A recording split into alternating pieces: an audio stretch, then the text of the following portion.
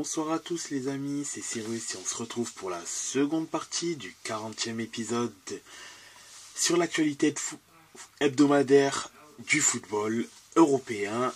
Et aujourd'hui, je serai accompagné de nos fidèles Jeff. Bonsoir, salut à tous. Camille. Guten Abend, messieurs. Alexis. Bonsoir. Et donc, ce soir, nous parlerons des autres championnats que sont la Ligue 2, la Serie A et également ce qui s'est passé en Allemagne. Et donc, la première étape se fera en France où on parlera donc de notre bonne vieille Ligue 2. Alexis, dis-nous ce qui s'est passé durant la dernière semaine en Ligue 2. Ce qui s'est passé, c'est le match des Girondins. Déjà, on va commencer par le commencement et l'épisode numéro 1 d'un samedi de merde au niveau du football. Mais donc Bordeaux qui recevait Quevilly qui est actuellement dans la zone rouge. On pouvait penser que s'agit d'un match entre guillemets plutôt facile pour les Girondins, sauf que avec les Girondins, rien n'est jamais facile.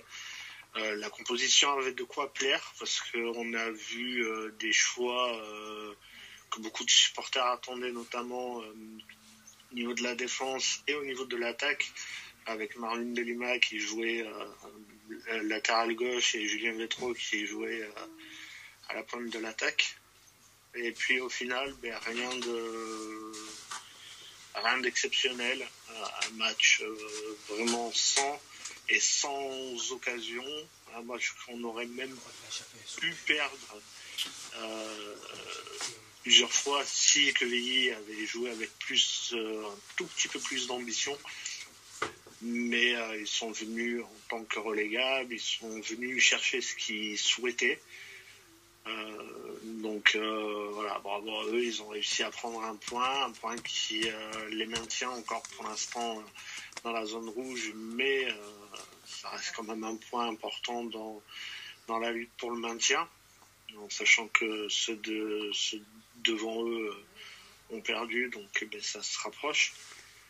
Donc voilà, sur ce match, j'ai pas grand chose à dire sur Bordeaux. La seule chose que je peux annoncer et dire, c'est qu'à mon avis, Bordeaux ne montera pas. Donc voilà, j'avais espoir après ce match, même s'il reste encore 10 journées, il y a quand même que 5 points d'écart entre Bordeaux et Caen, mais je pense que Bordeaux, autant la semaine dernière, on pouvait ambitionner ne montera pas, ne participera pas au barrage, parce que je pense que certains clubs devant sont bien plus motivés que les Girondins. Donc voilà, ce sera une nouvelle année en Ligue 2, et puis maintenant, comme on sait, on va voir ce qui va se passer cet été. Donc voilà. Déçu du match, parce que je pense que c'était un match qui était largement à la portée des Girondins. Riera qui était pas forcément content peut-être pas de ce point, mais de la manière dont est venu jouer Quevilly. Ben oui, mon garçon, sauf que c'est à toi de t'adapter en conséquence à l'adversaire. Donc voilà, déçu du résultat, déçu des propos de Riera surtout. Et donc voilà, j'étais à deux doigts de m'excuser il y a 15 jours, 3 semaines. On va attendre encore un petit peu avant de s'excuser envers lui. Mais voilà pour l'instant ce que je pouvais dire sur ce match-là. Je ne sais pas si vous avez des questions, des choses comme ça, des remarques. Ok. Moi, je trouve juste très étonnant le virage qu'a pris maintenant Bordeaux depuis plusieurs années. Bon, puis on a déjà parlé longuement, mais moi, quand je pense à Bordeaux, je pense au partenariat et au sponsoring de longue durée de M6. Et j'ai l'impression que depuis que ce n'est plus soutenu par une source française, c'est un petit peu ce problème-là qu'il y a eu. C'est que ce n'est justement plus soutenu par quelqu'un de français et quelqu'un qui n'a pas vraiment intérêt à faire briller le club, en fait. Que c'est géré, certes, comme une entreprise, car c'est une entreprise, un club de football n'est au final rien d'autre au point de vue financier qu'une entreprise. Mais il manque un petit peu quelque chose. Hein. Le quelque chose qui fait que justement un club de foot n'est pas qu'une entreprise si on enlève l'aspect financier. Bah, c'est ça, c'est exactement ce que tu décris. Avec M6, on savait ce qu'on avait. Alors, c'était pas rose tous les jours, mais concrètement, il remettait de l'argent à chaque déficit. Après voilà, sur les dernières années, c'est un peu plus compliqué, mais on a quand même 2 titres de champion. Il y a une Coupe de France en 2013. Il y a des coupes de la Ligue et des trophées des champions. Il savait où il voulait aller. Donc, et puis Taverneau, sur ce qu'on peut en penser, aimait le foot, ce qui n'est pas le cas pour moi, Lopez n'aime pas le foot. Il aime gérer un club il aime le foot. Voilà, il aime gérer le club comme une entreprise. Il aime plus l'argent que le foot. D'ailleurs, pour le nombre de fois où on l'a vu à Bordeaux, je suis même pas sûr qu'il était là ce week-end. Comme je disais la semaine dernière, c'était le match des 40 ans du titre de 84. Donc, je suis même pas sûr qu'il était là. Donc voilà, il aime pas le foot, il aime l'argent. Peut-être qu'il aime le foot, hein, mais il aime plus l'argent que le foot. Donc voilà, pour moi, c'est vivement qu'il dégage. Et pour revenir à M6, ben voilà, on savait ce qu'on avait. C'était compliqué. C'était compliqué. Hein. Il y a eu des saisons, c'était très compliqué. Mais eux, ils aimaient le club. Ils étaient là depuis 90, non, pas avant 99, il me semble. Ils sont arrivés en 96. Mais ils aimaient le club, donc voilà, maintenant il faut trouver quelqu'un qui aime le foot, qui aime les Girondins et qui sait où il veut aller avec le club.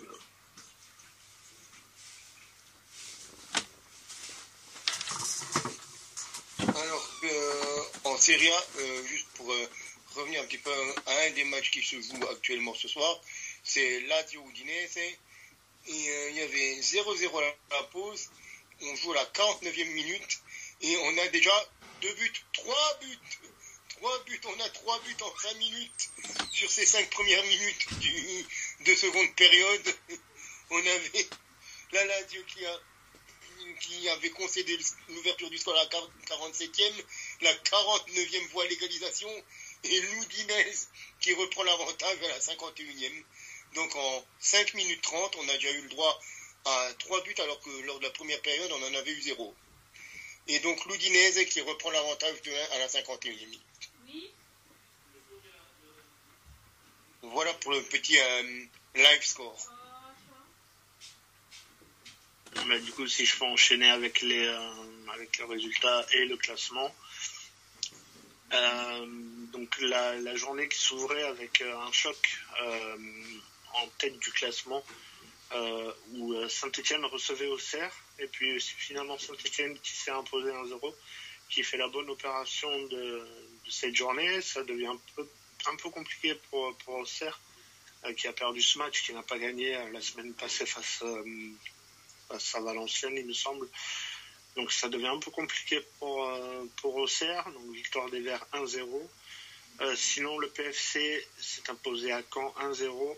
Guingamp, dans un derby breton, s'est imposé face à Concarneau 3-2. Un partout entre Amiens et Rodez. 0-0 entre Valenciennes et Angers.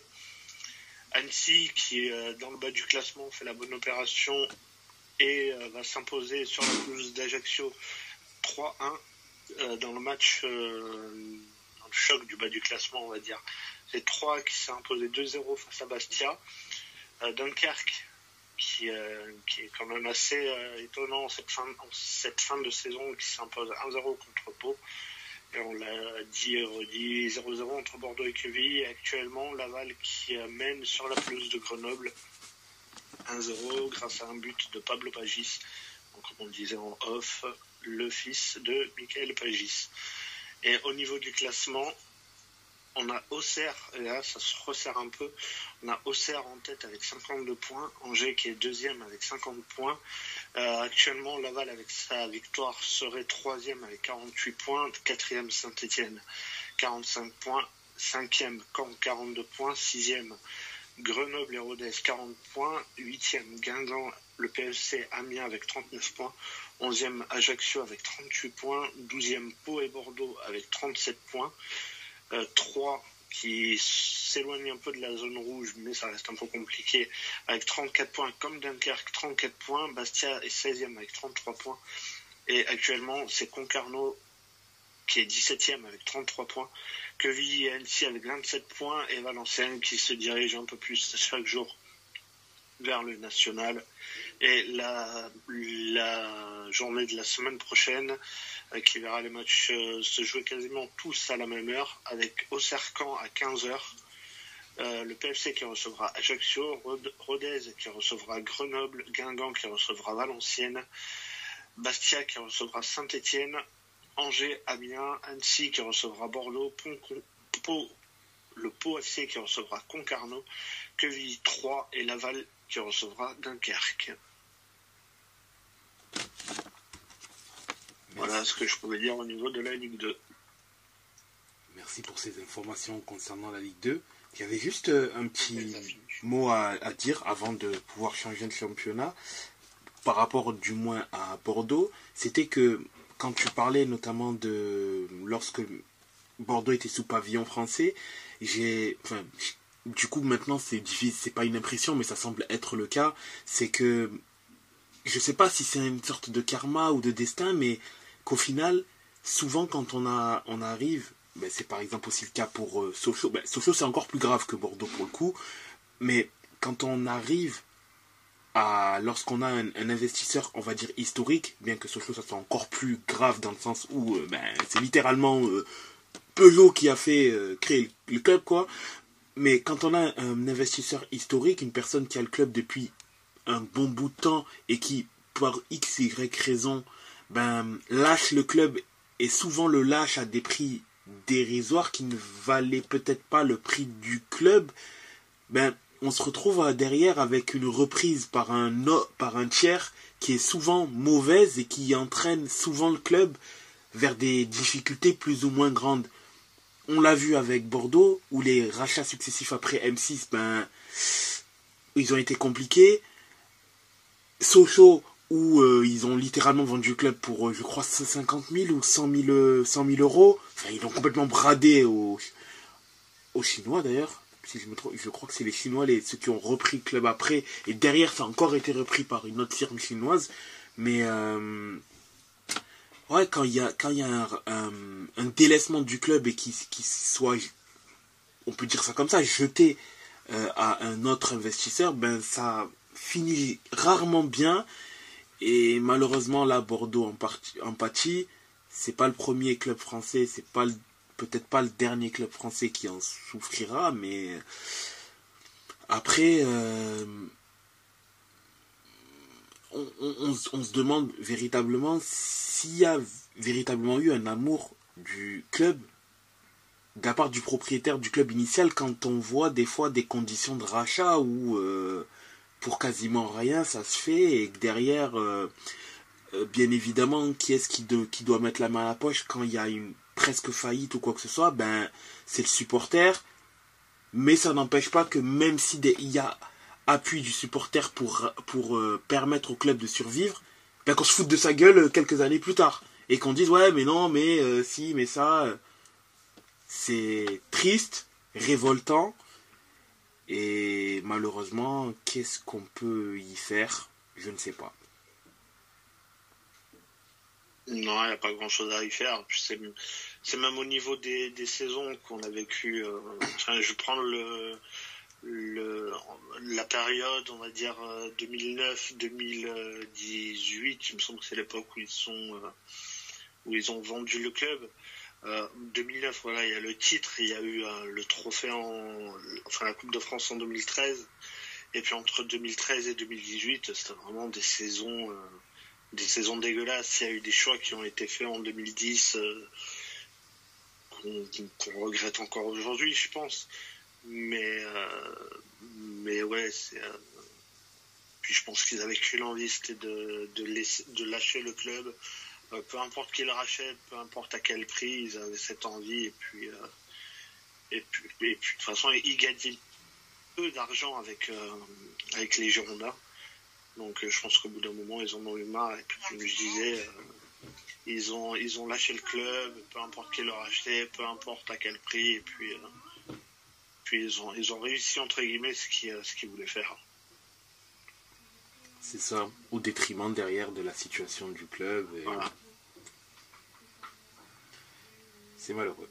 Ce qui s'est passé avec les Américains, ce qui se passe actuellement, c'est pas joli, mais bon, voilà,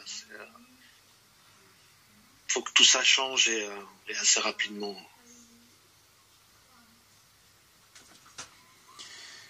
En effet, mais comment faire pour apporter un semblant de régulation à un domaine qui, mine de rien, en fait, est complètement hors de contrôle, tu vois. Un mec peut faire tout et n'importe quoi avec un club. Derrière, il demandera soit des financements publics pour pouvoir essayer de le sauver, soit éventuellement que ce soit les supporters qui le sauvent, mais lui, derrière, il n'a pas ou très peu de poursuites. Et ainsi de suite, et ça continue. Il y a une telle dérégulation dans ce domaine-là, c'est d'ailleurs très étrange, puisque ça semble être limite l'un des rares domaines d'activité où tu as l'impression que tu peux faire un peu tout et n'importe quoi, sans qu'il y ait de réel... J'ai oublié le terme, j'ai plus le terme. Sans qu'il y ait de réelles conséquences. Voilà, sans qu'il y ait de réelles conséquences pour lui. Je sais pas, c'est bon. Je ne sais pas quoi dire à propos de ça. C'est le foot, c'est le sport, c'est le foot. Que dire? Je ne sais pas. Mais bon, peut-être que ça changera un jour. Faudrait inviter le bras droit de Lopez un de ces jours.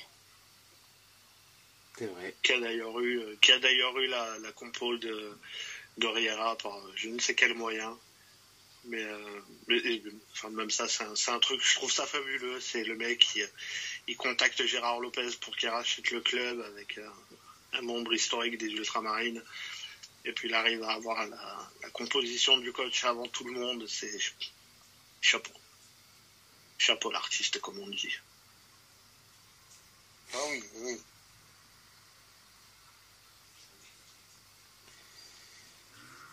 Enfin, on verra bien où tout ça mènera, du moins. Mais du coup, où est-ce que notre périple nous mène, du coup, maintenant? Est-ce qu'il nous mène de l'autre côté des Alpes ou de l'autre côté du Rhin? Allons vers l'Italie. Allons vers l'Italie. Je vais passer mon tour pour commencer, parce que je n'aurai pas grand-chose à dire de constructif sur la Juventus ce soir. Ouais, je peux commencer. Je peux éventuellement commencer à ce niveau-là. Ah bah de toute façon, tu seras jamais le dernier à vouloir commencer en parlant de l'Inter. Hein. Bon, après là, il n'y a pas... Enfin, vu la physionomie du match, il n'y a pas énormément de choses à dire. Mais bon, après, c'est vrai que le résultat est positif, je n'en disconviens pas. Mais ça sera plus niveau stats annexe que du coup je parlerai. Alors, le match contre Bologne contre l'Inter. Bologne, qui est l'une des équipes qui a mis en difficulté l'Inter cette saison, pour dire ce qui est. Match nul à l'aller. C'est l'équipe qui a éliminé l'Inter en Coupe d'Italie. Donc forcément on s'attendait quand même à un match assez... D'ailleurs équipe très bien classée au classement, hein, puisque étant dans le top 4, donc forcément on s'attendait à un match difficile, surtout qu'il précède le match contre l'Atlético Madrid. Et que donc le but était de faire en sorte de performer, de gagner bien évidemment pour continuer à asseoir sa domination en championnat, tout en évitant les blessures pour le match de Ligue des Champions qui aura donc lieu ce mercredi. Et ça a été chose faite, puisque bon, il y a eu quelques titulaires qui ont été mis sur le banc. Bisek qui a pris la place de Pavard, Carlos Augusto qui a pris la place de Di Marco, Darmian qui a pris celle de Dumfries, et Sanchez qui a pris celle de Lautaro Martinez. Donc ça a été dur, très difficile de la part de l'Inter, mais l'Inter a réussi à assurer l'essentiel, d'ailleurs par la victoire 1-0 sur une belle tête de Bisek, sur un très très beau centre de Bastoni, d'ailleurs au passage. Bisek qui, donc une nouvelle fois, lorsqu'on fait appel à lui, est très pertinent, très bon, performant. J'ai rien à dire de négatif à son propos. Il montre les quelques fois où on fait appel à lui, il montre que c'est un remplaçant qui mérite d'avoir plus de temps de jeu. Bon, malheureusement, entre parenthèses pour lui, la personne qui est devant lui, c'est Pavard. Pavard qui est quasi irréprochable cette saison, donc bon, j'ai rien à lui reprocher. Mais Bisek est un remplaçant efficace et tout ce qu'il y a de plus positif pour lui, il apprend très très vite.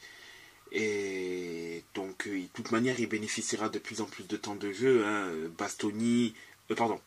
Acerbi et De Vrij n'étant pas éternels, bien que les deux soient performants. Hein. Ces derniers temps, De Vrij était ultra performant. Il a su remplacer Acerbi avec brio.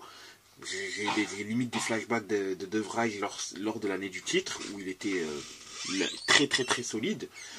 Mais en soi, rien à dire défensivement parlant.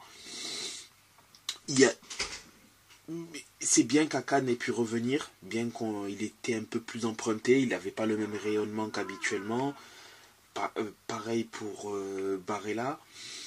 Thuram également qui est revenu, qui a été bon sans être transcendant, mais c'est bien. Au moins il revient, il prend plus en plus de temps de jeu après sa petite blessure contre Madrid. Et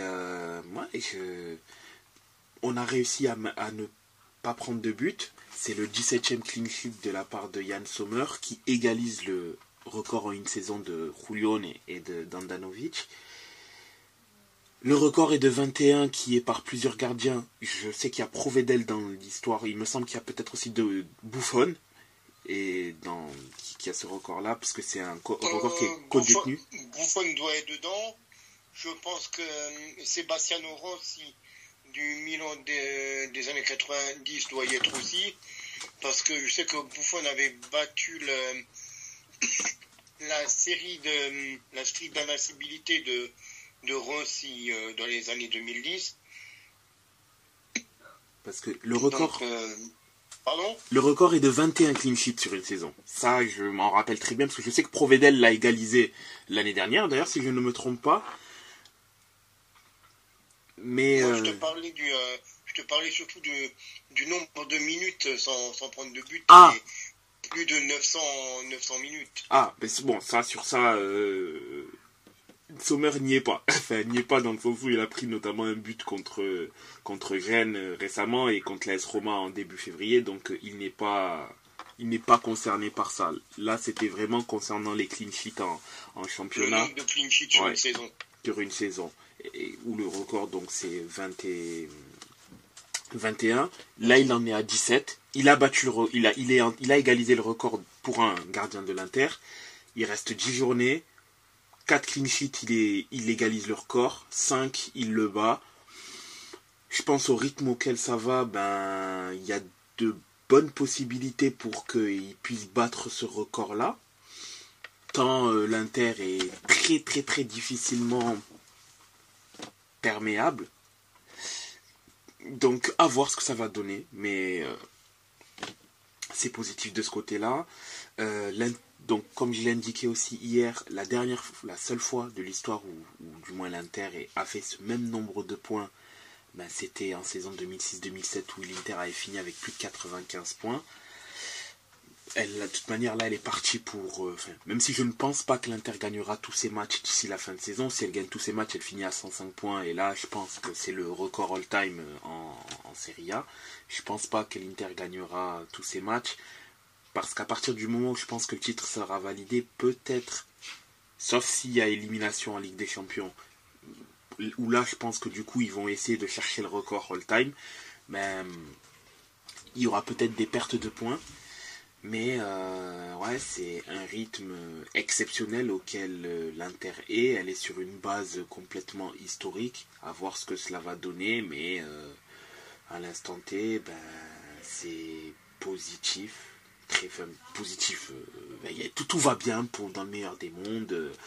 Il y a quasiment plus de blessés, hormis Cuadrado, mais qui va revenir d'ailleurs, je pense, dans peut-être maximum un mois. Stefano Sensi, mais lui malheureusement il est pourri par les blessures depuis depuis son arrivée à l'Inter. Mais sinon l'effectif est au complet, tout le monde est là et l'Inter est toujours largement première au classement. À voir ce que cela va donner maintenant contre l'Atlético, où j'espère que l'Inter se qualifiera, puis négociera bien le prochain match contre Naples 4 jours après, avant une période d'accalmie jusqu'au mois d'avril où il y aura le derby de Milan qui sera le prochain gros match de la part de l'Inter. Mais tout va bien pour l'instant. Voilà, c'est tout ce que j'ai à dire concernant l'Inter. Jeff, quelques petites infos sur le match du Milan. Oui, quelques petites infos. Je vais plus faire de la stat, comme vous l'avez dit. Mais sinon, on va quand même parler du dernier match contre Empoli, 1-0, but de Okafor, de Pulisic, pardon. Voilà, merci. Et passe décisive par contre de Noah Okafor, d'où le petit amalgame que j'ai fait. Voilà, il n'y a pas grand chose à souligner de ce match. Jovic a joué presque 75 minutes. En plus, après, c'est Giroud qui est rentré. Sinon, je voudrais un peu plus parler de statistiques. Christian Pulisic est déjà devenu le meilleur ailier droit de Milan depuis ces 10 dernières années. On est quand même seulement au mois de mars et c'est quand même, je trouve, la stat soit complètement folle pour Pulisic, soit complètement ridicule pour les ailiers droits qu'on a eu jusqu'à aujourd'hui. On va faire un petit récap. Dans les 10 dernières années, on a eu Castillejo qui a marqué 3 buts. En 2020-21, 2019-2020, Selemakers aussi en 2020-21. Selemakers a marqué 3 buts en 22-23, Castillejo 2018-2019. Dans les 6 buts, il y a Messias en 21-22, 22-23 et Honda en 2014-2015. Là, quand on parle des noms comme ça fait mal. 7 buts pour Suso en 2017-2017. 8 buts pour, encore une fois, Suso 2017-2018 et 2018-2019. Et aujourd'hui, 10 buts pour Pulisic 2023-2024. Voilà, ça fait quand même plaisir pour Christian Pulisic. Ça sent qu'en plus, normalement, si je dis pas de bêtises, il est quand même plus percutant en jouant en 10.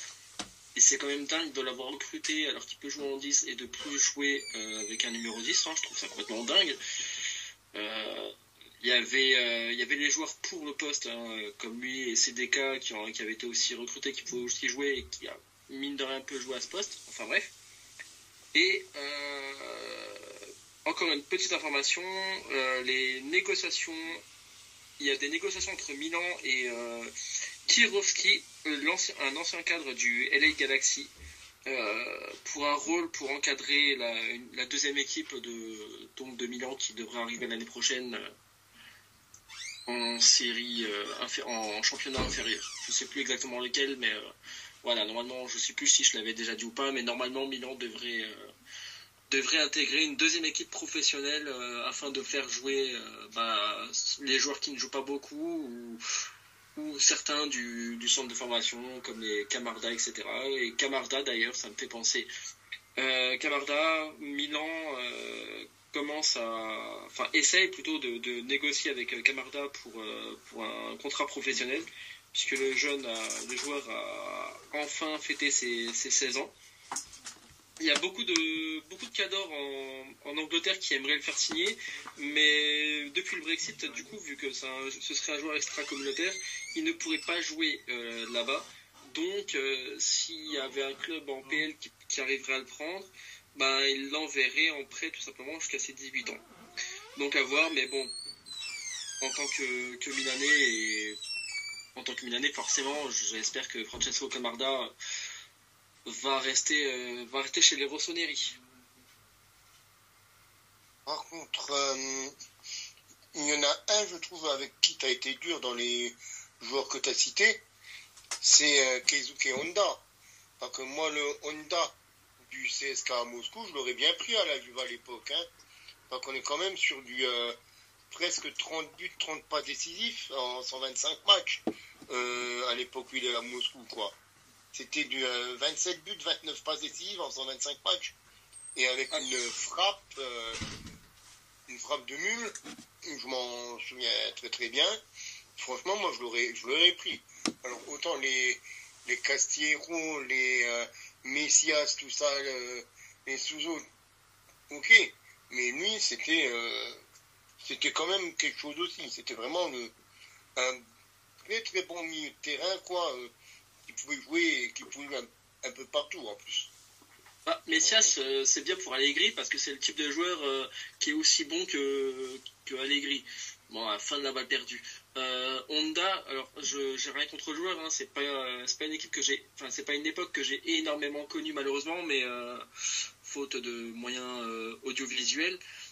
Mais je disais ça dans le sens où c'était quand même pas l'époque la plus reluisante de Milan, et c'est pour ça, quoi. Ok, il y a eu des bons joueurs, ça je dis pas le contraire, mais il n'y avait pas c'était un bon joueur dans un mauvais Milan, quoi. C'est ça, il n'y avait pas de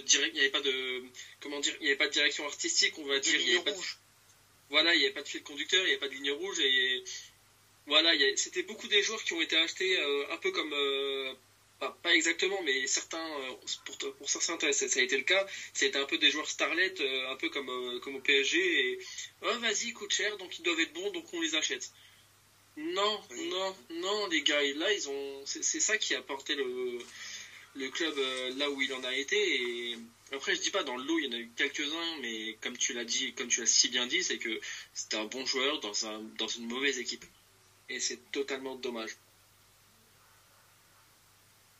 Par contre, des bons joueurs dans une mauvaise équipe, puis il y en a aussi du côté de Turin, n'est-ce pas? Alors on va me dire, oui, mais la Juve a joué l'Atalanta hier. La Juve a peut-être joué l'Atalanta hier.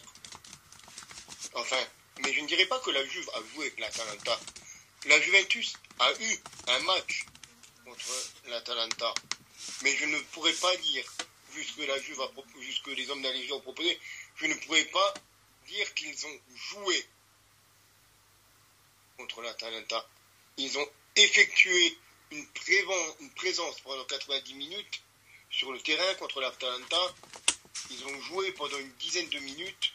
Ils ont joué au football pendant une dizaine de minutes. Et c'est là qu'on a marqué. Et on s'est pris la foudre, quoi. Je suis désolé. Alors, quand on regarde les statistiques, oui, la Juve, elle a beaucoup plus tiré que l'Atalanta. Et la Juve, ils ont les stats. Non, mais, pour avoir vu le match, on était nuls. On a été dégoûtants. Alors oui, on a 18 tirs à 7, on a 5 tirs cadrés à 3, mais on a eu 3 des 5 tirs cadrés déjà dans les 5 minutes où on a marqué les 2 buts. Donc ça veut dire que sur les 90 autres minutes, on a tiré 2 fois au but, quoi, cadré.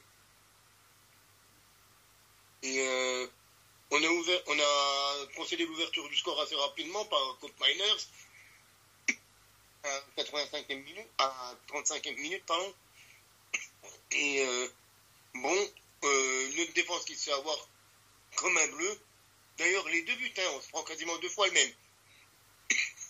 Ballon en profondeur pour Colt Miners qui frappe en première orientation, c'est dedans, boum, but. Bon. Je suis désolé, Chesney n'a pas fait un grand match. Je le défends souvent, côté Chesney, mais là, hier, il n'a pas été bon. L'Atalanta a tiré 3 fois au but, et il y a 2 buts. Et c'est pas 2 buts totalement en pleine lucarne avec des frappes à 150 km/h.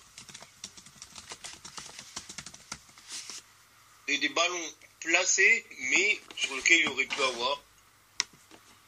Et oui, comme me dit Cyrus en off, oui, Colt Miners est suivi par la Juve, ça fait 1 an et demi qu'on le suit, Tony Colt Miners.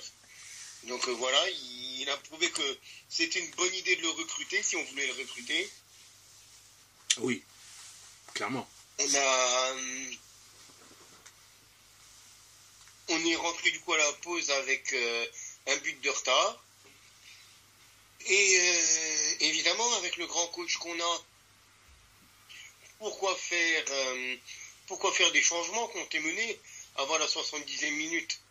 Ça ne sert à rien, tout le monde le sait. Et donc, à un moment, Allegri, vers la 65e minute, se dit « Bon, ça fait quand même plus d'1 heure qu'on joue. On a un Miretti qui a environ un ratio de réussite de passe de 2%. Il faudrait peut-être réussir à le sortir. » Et juste au moment où il allait faire sortir Miretti pour faire rentrer le jeune Yildiz, on égalise par Cambiaso. Cambiaso qui nous gratifie d'ailleurs d'un beau but, son 2e de la saison. Et Allegri, quand il voit qu'on égalise, qu'est-ce qu'il fait? Le génie. Ah non, c'est bon, on a égalisé, on n'a plus besoin de faire rentrer Yildiz. On n'est pas encore en train de gagner 4-0 là. On vient juste d'égaliser à 1-1. Fais-le rentrer, Yildiz. Il a du feu dans les jambes, le petit. Il a envie de jouer. Et surtout, tu fais sortir un mec qui a la tête, mais même plus dans le seau, là. Il a le seau il a la tête dans le Grand Canyon hier soir, Miretti. Je suis désolé, garçon. Parfois, il arrivait parfois à perdre 2 fois le ballon dans la même passe, quoi. J'étais là, comment t'arrives à perdre 2 fois le ballon? Il faisait une passe.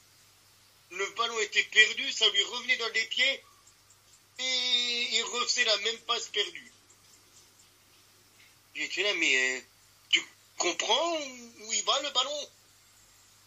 Parce que tu viens de perdre le ballon, tu viens de donner à cet adversaire, le ballon, tu reviens dans le pied, et tu refais la même passe qui ne marche pas. J'étais là, garçon, là, dis au coach, sors toi-même à la rigueur, quoi, et puis tu dis, c'est bon, moi j'arrête là pour aujourd'hui, j'y arriverai pas. Après l'égalisation, 4 minutes après, on prend l'avantage sur une superbe action et un superbe but. Un centre qui vient de la gauche, il me semble que c'est Ealing qui centre. T'as McKennie qui remet de la poitrine pour Milik qui reprend de demi-volée du gauche. Frappe superbement placée de Milik. Et la Juve, 2-1, je me dis, finalement quand même, il y a une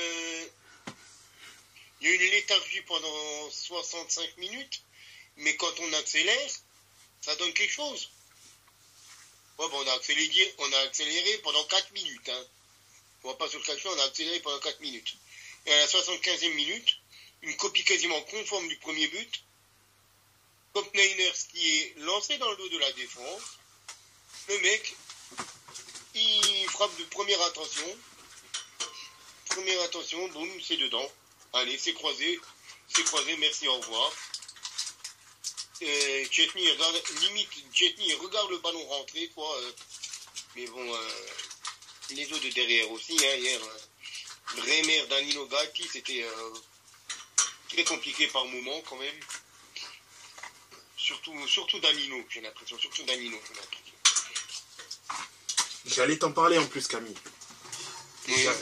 J'allais te dire, je trouvais certains de vos défenseurs brésiliens assez en dessous en ce moment. Et bizarrement, Allegri, lui, maintient envers et contre tout leur confiance en eux. Et ben, Danilo, c'était vraiment le joueur, bien que Bremer est un peu moins souverain en ce moment, mais c'est vraiment Danilo où là, par contre, tu vois qu'il y a une vraie différence en termes de niveau, où pour lui, ben, je pense qu'un tour sur le banc lui ferait du bien. Bon, tu me diras, si c'est pour titulariser Alexandro, je comprends qu'il n'y a pas de gagne au change, donc il le laisse quand même, mais c'est pas le meilleur Danilo en ce moment. Ça serait peut-être bien d'éventuellement, je sais pas, peut-être mettre Rougani. Je sais pas si Rougani est blessé. Je suis pas sûr qu'il soit blessé, mais au moins tenter autre chose parce que ça va. S'il enchaîne les matchs. Non, Rougani était présent sur la feuille de match, il pouvait jouer, il pouvait rentrer. Mais Alexandro, peut-être pas sur un match face à l'Atalanta, mais dans une défense à 3, en tant que défenseur gauche, il peut faire le taf pour 1 ou 2 matchs. Faut pas le voir comme un grand titulaire, parce que tout le monde connaît mon avis sur Alexandro, c'est pas fait, pas à faire, quoi, mais en tant que défenseur dans une défense à 3, sur des matchs genre Hellas Vérone, Lecce, ce genre d'équipe-là, il peut le faire, il peut tenir, quoi, sans faire trop d'erreurs. Mais franchement, que ça soit pour moi les 3 mecs vraiment à marquer de ce match-là du côté Atalanta, c'est Koopmeiners, c'est Jim City et c'est Pasalic. Jim City qui a été passeur décisif, Koopmeiners qui s'est offert le doublé, Jim City et Koopmeiners, c'était les deux gros noms, quoi, à prendre. Et Pasalic et Jim City, c'était les 2 passeurs, Koopmeiners le buteur. Chez nous, il y en a même un que je mettrais un petit peu sur le banc. C'est probablement une hérésie pour beaucoup, mais c'est Kiko Chiesa. Bon, là, il était titulaire parce que on avait besoin de lui parce qu'on n'a pas Dujan. Mais Chiesa, en ce moment, c'est plus que compliqué aussi. Vraiment, j'ai beaucoup de mal à retrouver le Chiesa qui fait des différences. McKennie fait actuellement plus de différences que Federico Chiesa. C'est pour dire. Donc, voilà. C'est une énième journée sans victoire pour la Juventus. Donc, je sais pas quoi faire. J'attends en fait vraiment que la saison se termine pour qu'on puisse se débarrasser d'Allegri, qui sera, j'espère, plus là la saison prochaine pour sa dernière année de contrat. J'espère que les dirigeants vont avoir l'intelligence de se séparer de lui au niveau contrat, qu'on se débarrasse d'Allegri et qu'on prenne quelqu'un d'autre, que ça soit Thiago Motta, que ça soit Raffaele Palladino, que ça soit le retour d'un mec comme Tudor, que ça soit même le retour de Conte, même s'il est parti à l'Inter. Même Laszlo Bologna, le coach de Metz. mais franchement, je n'en peux plus et je suis de très très loin pas le seul dans la sphère Juventus française à ne plus pouvoir supporter ce mec sur le banc de la Juventus.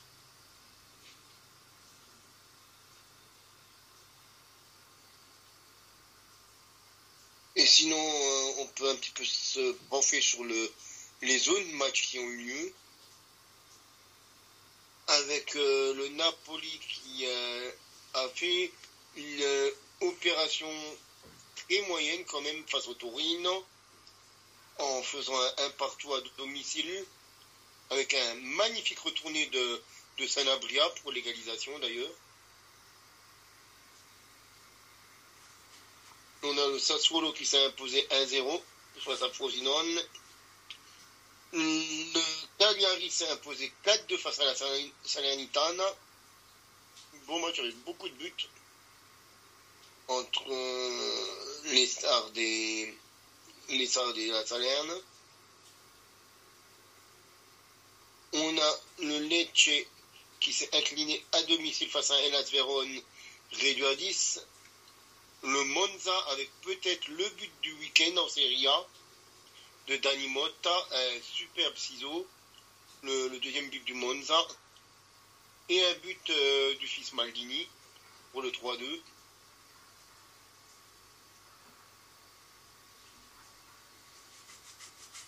On a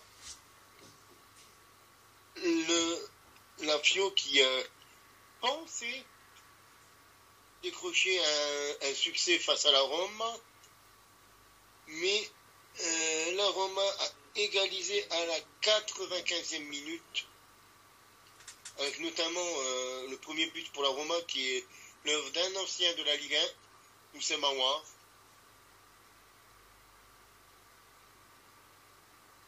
Donc,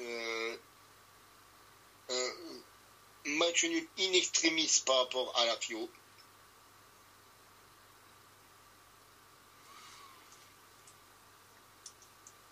Donc,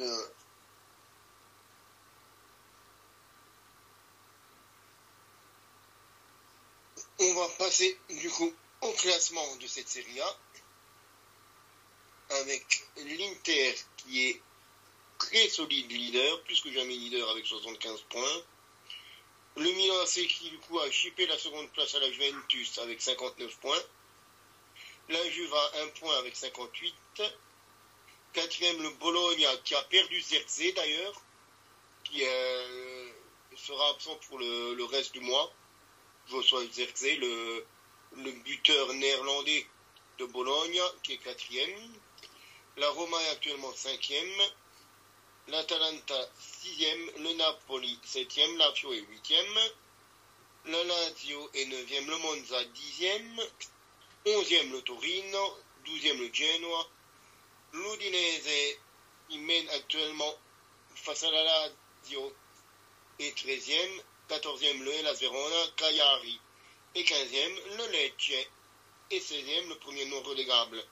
L'Empoli, Frosinone est le premier relégable, suivi de Sassuolo et de la Salernitana qui est un bonbonnet d'âne.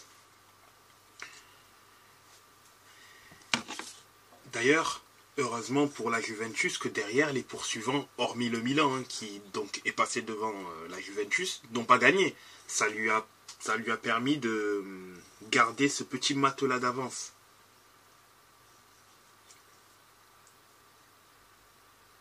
Sur Bologne notamment. Certes.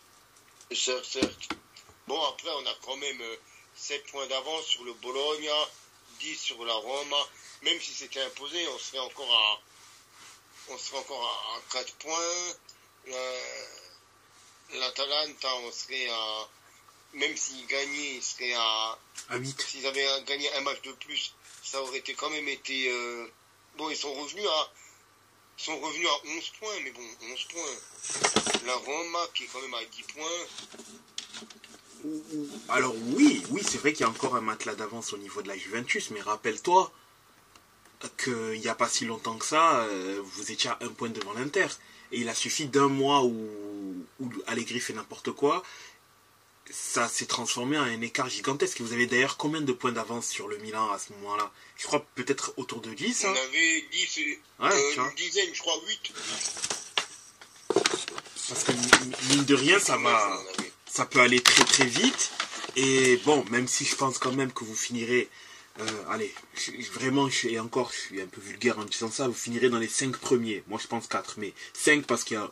L'Italie risque très fortement d'avoir 5. Le grand gourou Allegri nous a promis la 4e place. Ah ben il a... Donc 4e place, elle fera. Oui, après, même la 5e, puisque la 5e risque normalement d'être aussi qualificative pour la C1. Donc, si... Oui, mais il n'a pas dit la 5e, il a dit la 4e. Moi, je crois au grand gourou. Loué soit le grand gourou. Ouais, mais... à voir. Du moins à voir ce que ça va donner, mais ouais, normalement ça devrait quand même le faire. Mais bon, il faut que la Juve quand même se réveille niveau résultat pour ne pas continuer à se mettre inutilement, je pense, en danger à ce niveau-là. C'est ce que je disais. Il faut se réveiller, il faut un électrochoc.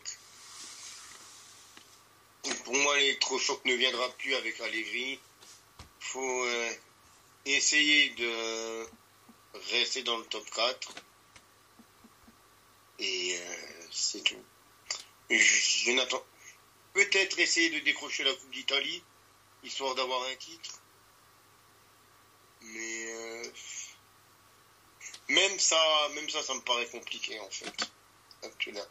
Actuellement, même ça me paraît compliqué du petit Juventus. Je suis un petit peu résigné certes, mais quand on connaît l'état de cette Juve, on comprend pourquoi. On peut comprendre pourquoi.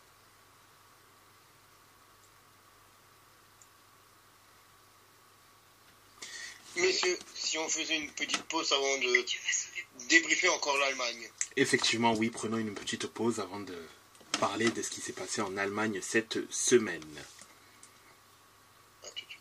Tout de suite. Et nous voici de retour pour la dernière partie de notre podcast, dans lequel on débriefera l'actualité en Allemagne cette semaine. Donc, je fais exprès de ne pas citer Alexis, hein. Je fais exprès, vous inquiétez pas. Mais dis-moi Camille, que s'est-il passé en Allemagne cette semaine, que ce soit en Bundesliga 2 et en Bundesliga? Alors, laisse-moi juste reprendre mes fiches, mon frère Cyrus. 2 secondes. Alors, déjà, en Bundesliga 2, pour laisser un petit peu le temps à notre ami Alexis de se préparer. Émotionnellement. Emotional damage. On a eu un match très étonnant déjà de la part de mes amis de Gelsenkirchen. Le Schalke 04 qui recevait Paderborn dans un match plein de rebondissements. Schalke menait 2-0, 1-0 à la pause, puis 2-0. Avant, comme d'hab, de s'écrouler dans un style tellement Königsblau. À la 60e, le 2-1 pour Paderborn. À la 78e, le 2-2 et le 3-2 à la 86e. C'est du Schalke tout craché. Mais pour une fois, il y a eu un changement. Schalke a égalisé à la 92e minute. Alors qu'on pensait que Paderborn allait décrocher une victoire. Non. Schalke par Keketop qui vient égaliser à la 92e minute. On se dit là oui, là c'est un beau match. Là, bravo Schalke. Là, vous êtes sortis les doigts du derrière. Quand même. C'est bien. Bravo. Faudrait faire ça tout le temps en fait, mais... Ouais, faudrait faire ça tout le temps. On a St. Pauli qui a continué son petit bonhomme de chemin en mettant un petit 2-0 au Hertha, tranquillement. Le Hertha Berlin, c'est vraiment catastrophique quand même, faut dire ce qui est. On a Hambourg qui s'est incliné face à Düsseldorf. C'était match de haut de tableau. Et le Fortuna qui remonte, qui n'en termine plus de ne pas perdre. Et Hambourg, comme je le disais déjà, il y a 1 ou 2 semaines, que je vois pas encore monter. Ils sont 3e, ils sont à 1 point de Düsseldorf. Mais attention, Hambourg. Ils étaient tellement hauts pendant toute la saison. Et là, il reste quand même encore 9 matchs. Et j'ai peur pour Hambourg. J'ai peur pour le Hambourg Sportverein. Autrement, dans les autres équipes de tête, on a le Holstein Kiel qui s'est imposé sur un petit 1-0 face à Karlsruhe. Nuremberg qui allait s'imposer en Allemagne de l'Est sur la pelouse du FC Magdebourg. 1-0 aussi. Petite victoire en fin de match de la part de Nuremberg. Le match nul de Wiesbaden entre Wiesbaden et Hanovre. Un petit 1 partout. Elversberg, par contre, à Kollenraust, au Greuther Fürth, 4-1, avec un triplé de Paul Stock. On notera notamment le carton rouge écopé par un joueur de Greuther Fürth, Robert Wagner, à la 49e. Donc forcément, ça a pesé sur la dynamique de la seconde période. On a Kaiserslautern qui s'est imposé de justesse face à Osnabrück avec le 3e but de Kaiserslautern signé par Hake à la 92e minute. Alors que Osnabrück avait mené par 2 fois avant de se rejoindre vraiment, donc du coup, et de perdre tout en fin de match par Kaiserslautern.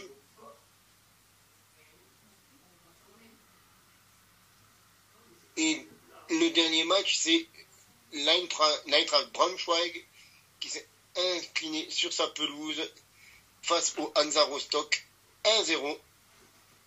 Donc beaucoup de 1-0.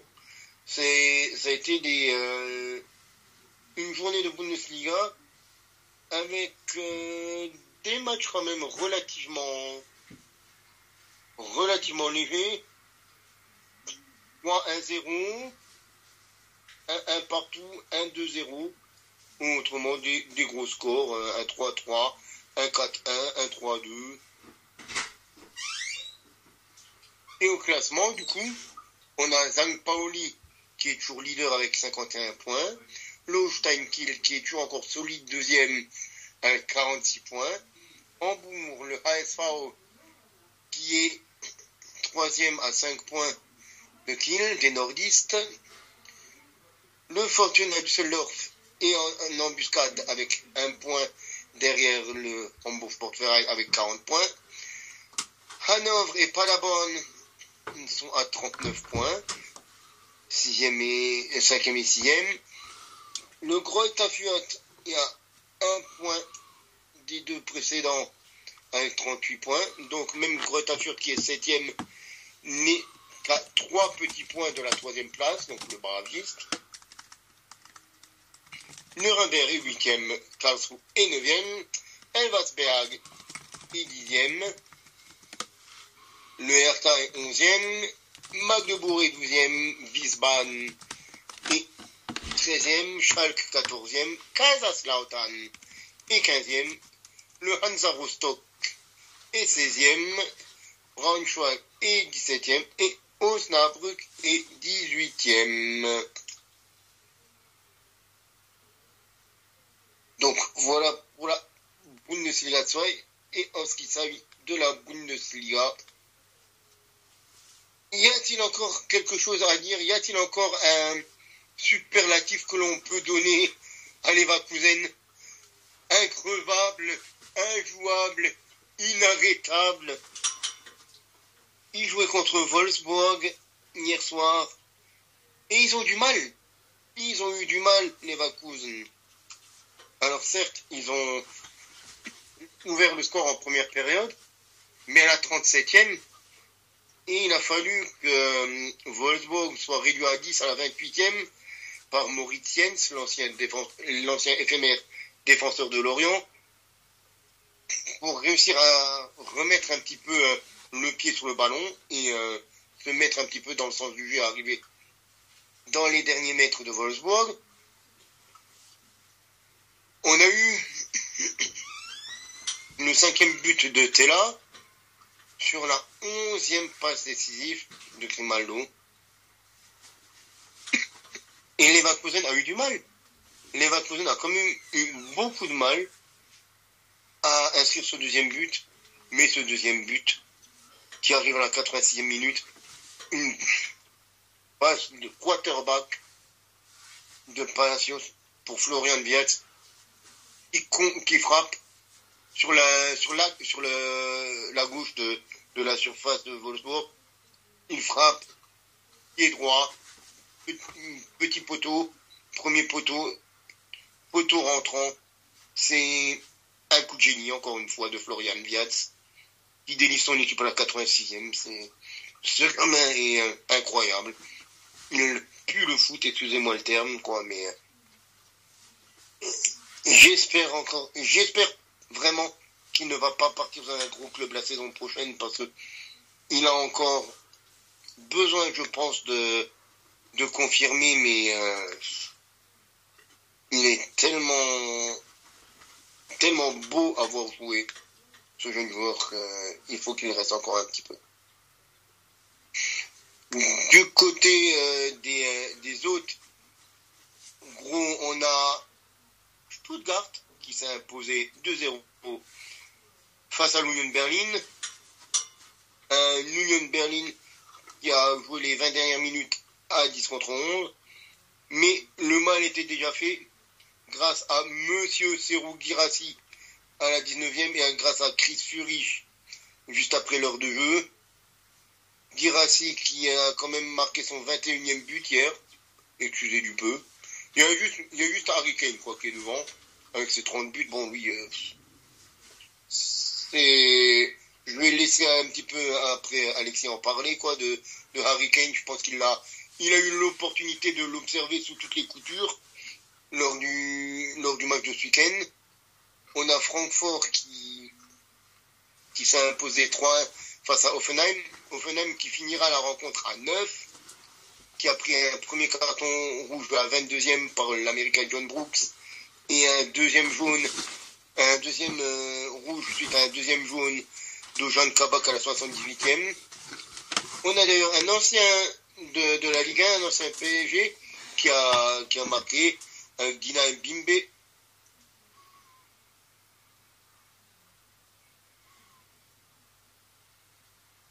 Fribourg qui s'est imposé 2-1 sur la pelouse du VfL Bochum.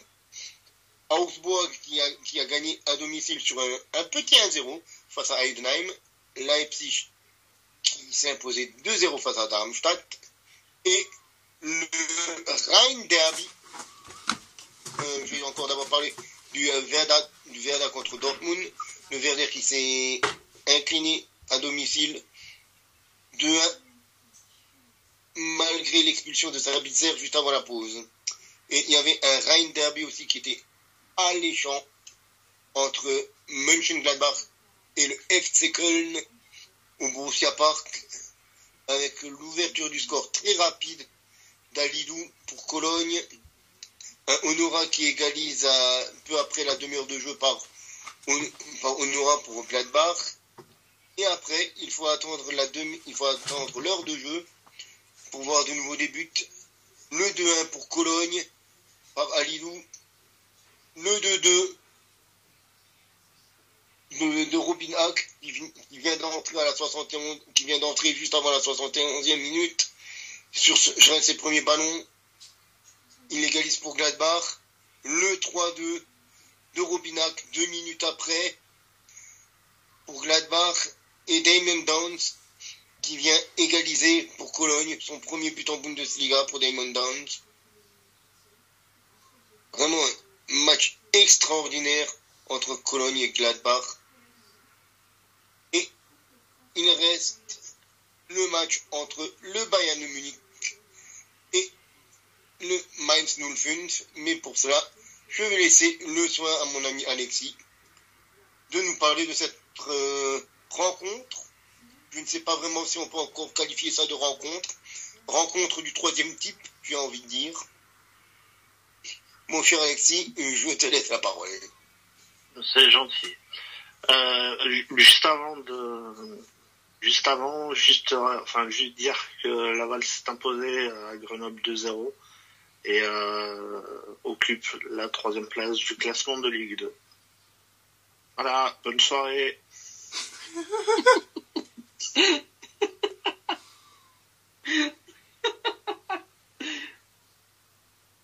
T'as pas oublié quelque chose, Alex? Votre faut vraiment en parler. Pas disponible pour le moment. Veuillez rappeler ultérieurement. Non, puisqu'il faut en parler, on va en parler. Hein. Si tu veux, moi, je fais un petit peu un résumé du match. Il n'y a pas de souci. Mais je pense que tu es mieux placé que moi pour le faire. Je suis peut-être mieux placé que la défense de Mayence aussi, surtout. Et pas forcément mieux. Par où commencer? Parce que j'arrive quand même à trouver un point positif enfin pas sur ce match, mais sur l'issue de la prochaine journée, etc. Mais oui, enfin, on va en parler parce qu'il faut en parler. Mais enfin voilà, on peut appeler ça comme vous voulez, une déroute, une débâcle, une branlée. Tout ce que vous pourrez trouver de possible et inimaginable, mais ouais, grosse défaite sur la pelouse du Bayern Munich, sans doute la pire défaite de la saison, que ce soit de Mayence sûr et que ce soit de la Bundesliga quasiment sûr, parce que il rappelait que notamment Ambrum et Darmstadt aussi avaient pris des branlées là-bas, mais on avait pris moins. Donc voilà, c'est une grosse défaite. Ça reste quand même le Bayern de Munich, hein, faut dire ce qui est. Mais ouais, c'est pourtant on s'y attendait, on savait que ça allait être compliqué. 1-0, 2-0, puis 20 minutes de jeu, puis ils ont commencé un petit peu à sortir du bois, comme on dit, puis ils ont obtenu un coup franc à la demi-heure de jeu. D'ailleurs, un magnifique coup franc d'Amiri dans la lucarne de Neuer. Donc 2-1, puis on pensait qu'on allait diriger vers un 2-1 à la pause et continuer à faire douter le Bayern, mais ça c'était dans nos rêves les plus fous. Harry Kane qui met le 3e juste avant la mi-temps, donc mi-temps sifflé sur le score de 3-1, et puis qui met le 4e au retour des vestiaires. Donc voilà, 4-1, on savait déjà que ça allait être compliqué. Puis le 5-1, 6-1, etc., qui se sont tous enchaînés les uns après les autres. D'ailleurs, je supporte plus la musique du French Cancan, hein. Donc voilà, je l'ai trop entendu. Pour ceux qui savent pas, c'est la musique qui annonce les buts du côté du Bayern. Donc voilà, jusqu'à là, je peux plus supporter cette musique. Nous avec Jeff, ça va, on a de bons souvenirs, hein, Jeff. Franchement, ouais, c'était très appréciable. Hein. Je sais pas, je vois pas pourquoi Alexis n'apprécie pas. Moi, j'ai bien aimé. J'en garde un bon souvenir. Donc voilà, et puis aussi noter, enfin oui, si on peut dire ça comme ça, mais noter ce qui s'est passé avec Joshua Guilavogui avec Joshua Guilavogui et l'arbitre de la rencontre. Guilavogui qui a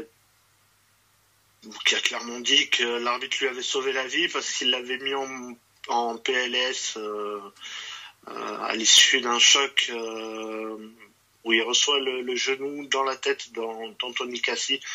Donc voilà, complètement KO. Guilavogui qui a été mis en PLS par l'arbitre et que le joueur a clairement dit que c'était l'arbitre qui lui avait sauvé la vie. Donc voilà, gros respect à lui.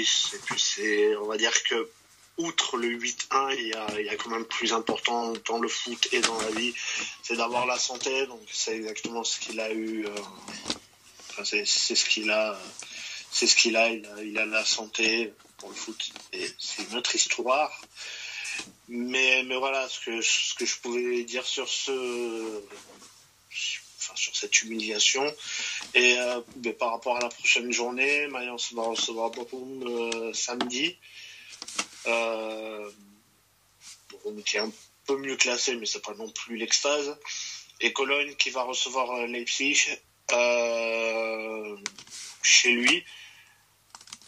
Donc il y a quand même, part de très loin, mais il y a quand même là peut-être une possibilité de passer la trêve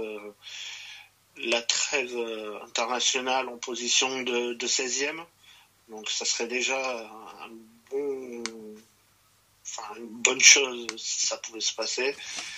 Après on reviendrait à 6 points à peu près des clubs non relégables. Donc voilà.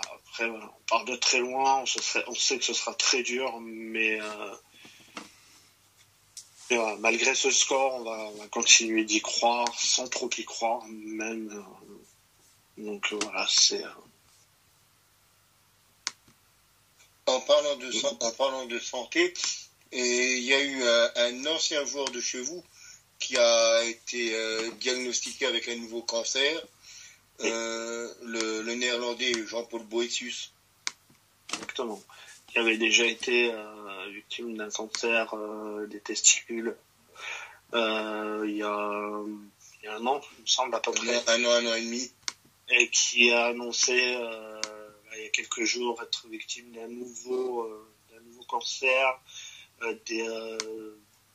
des glandes lymphatiques, je crois, quelque chose comme ça. Donc voilà, une période très compliquée également pour lui. On lui souhaite de s'en sortir. Et voilà, je sais pas trop comment réagir quand on annonce ce genre de choses, mais grosse force à lui, même s'il n'écoute pas. Mais grosse force à lui, quoi.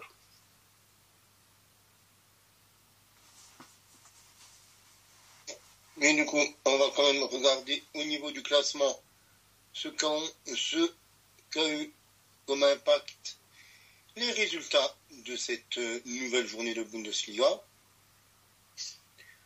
Avec un Leverkusen qui a tremblé face à Karabakh en milieu de semaine en Coupe d'Europe, mais qui est toujours invaincu, et qui est avec 67 points très solide leader du championnat d'Allemagne. Le Bayern est à 10 points, avec 57 points, deuxième. Stuttgart est troisième avec 53 points. Dortmund est quatrième, 47 points.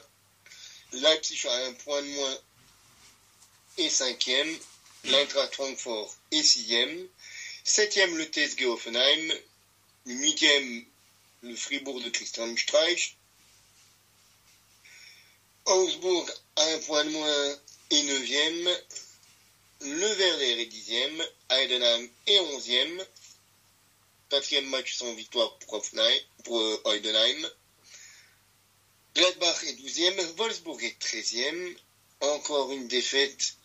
Ils n'ont pas gagné depuis plus de 2 mois, Wolfsburg. Ils n'ont même pas gagné encore en 2024, pour vous dire. Union Berlin est 14e. Ils avaient réussi à rebondir un petit peu, mais là, ça fait de nouveau 3 matchs sans victoire. Le VfL Bochum est le premier non relégable. Cologne est, pour l'instant, barragiste, à 2 points de Mayence, et Darmstadt ferme la marque.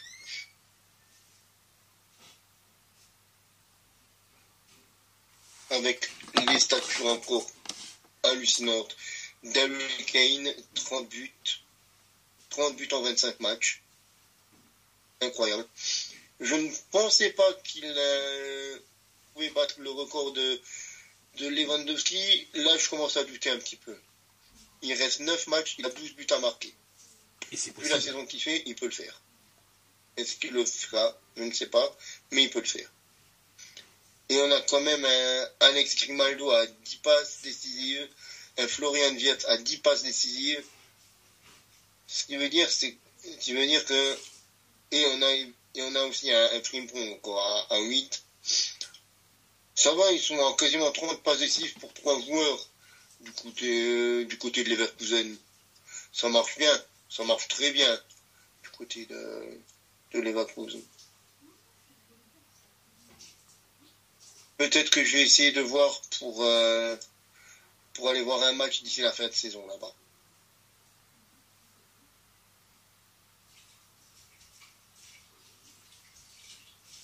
Et bien, messieurs, j'ai envie de dire, voilà pour la Bundesliga et voilà pour cette partie 2 de notre podcast, de notre épisode 40. 40 épisodes déjà.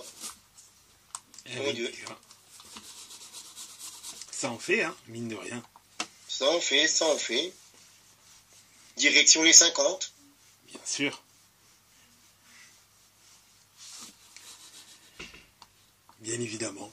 Sur ce, passez donc une excellente fin de journée et une bonne semaine pleine de foot. Et on se retrouve ce dimanche pour une nouvelle fois parler de ce qui s'est passé cette semaine, ce qui se passera du moins cette semaine dans le sport, enfin dans le foot européen. Bonne fin de soirée à tous. Bonne fin de soirée, prenez soin de vous. Et à la semaine prochaine.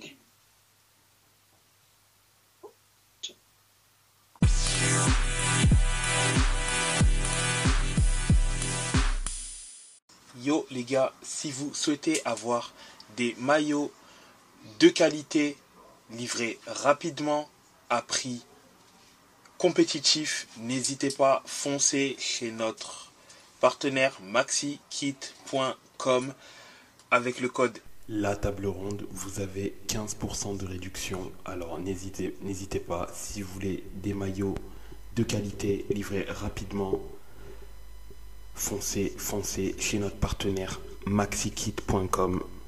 Code promo La Table Ronde, tout attaché en minuscule. Et si ça ne fonctionne pas, essayez bien en majuscule également. See you next time and peace.